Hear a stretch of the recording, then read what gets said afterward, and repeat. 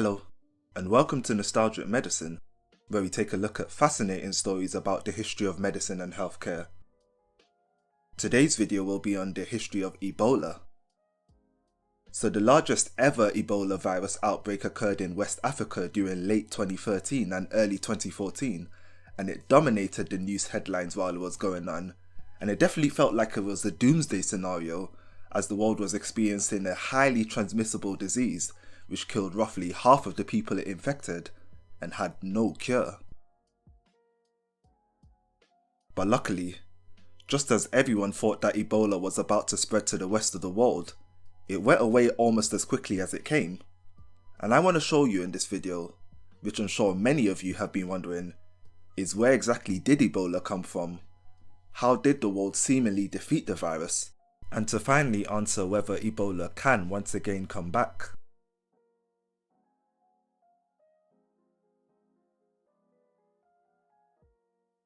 So the Ebola virus belongs to a group of viruses which we call viral hemorrhagic fevers. All of these have extremely high fatality rates, often reaching the double-digit percentages. So if you hear of news of outbreaks of any of these viruses, then you should immediately start to be worried.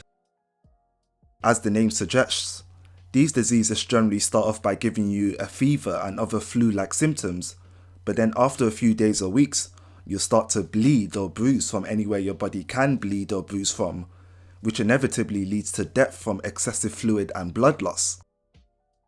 And as you might expect, because of the high level of concern these viruses give us, many of these are in the World Health Organization's list of emerging infectious diseases. And out of these, Ebola has caused the most problems by quite a distance.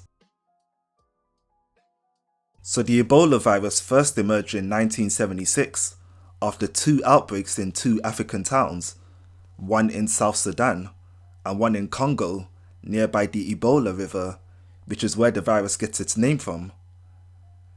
These outbreaks caused the horrifying symptoms that I mentioned before, and it quickly received attention from the international community as it was previously an unknown virus. And the 1976 outbreak was thankfully limited to just these two regions, thanks to prevention methods such as avoiding contact with dead bodies and strict isolation of confirmed Ebola patients. Ultimately, these first two outbreaks was limited to only a few hundred cases and deaths.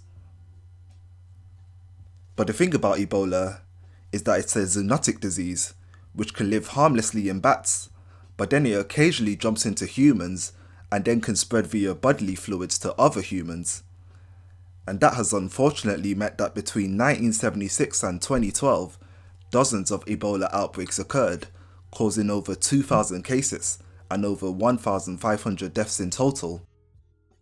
And everyone who was an expert in Ebola pretty much knew that we were well overdue for a larger one, and that is eventually what happened in 2013.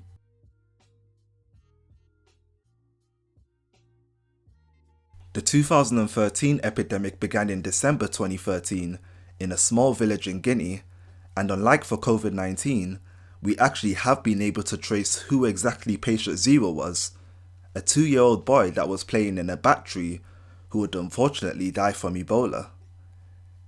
It then spread to Liberia in March 2014, and then Sierra Leone in May 2014, which according to media reports, was because there was a tribal healer who claimed that she can heal Ebola patients, and many people actually crossed the border from Guinea so that they could receive treatment from her.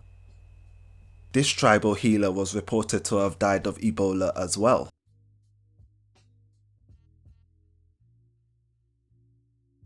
By this point, the whole world was on notice, and the news was filled with reports of people dying in their homes or the streets, and of the hospitals not being able to look after the sheer number of Ebola patients.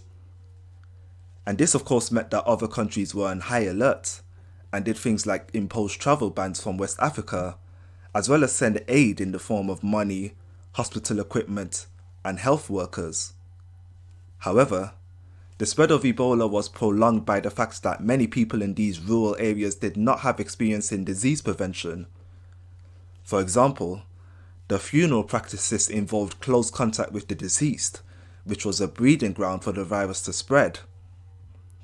And it also didn't help that many of the health workers were attacked by the very people they came to help, as they believed that it was the health workers themselves that were responsible for the outbreak.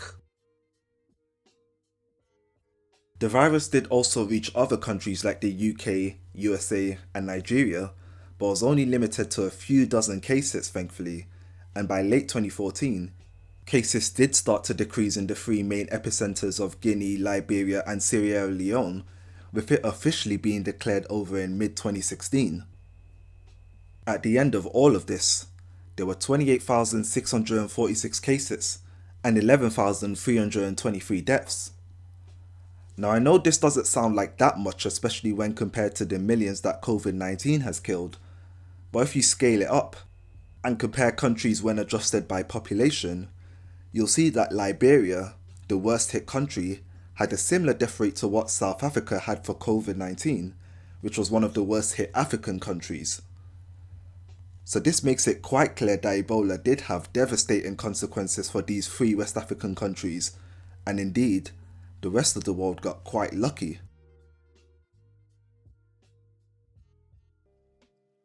So the final question to ask is, will Ebola ever become a problem again? Well, when the virus first emerged, there was no cure. All we could do was give people fluids and blood transfusions to replace losses, and then make them comfortable by treating their pain and fever. We also dabbled with a few experimental treatments, similar to what we've done with COVID-19, but none of them really worked that well. The true game changers were the development of monoclonal antibodies that directly target the virus, which have been shown to be 90% effective if given early on in the disease, as well as Ebola vaccinations, which are shown to be at least 70% effective. So these are very effective treatments, but not perfect. So that means an Ebola outbreak will still be a challenge to any country that experiences it, because these treatments still leave Ebola with a higher fatality rate than something like COVID-19.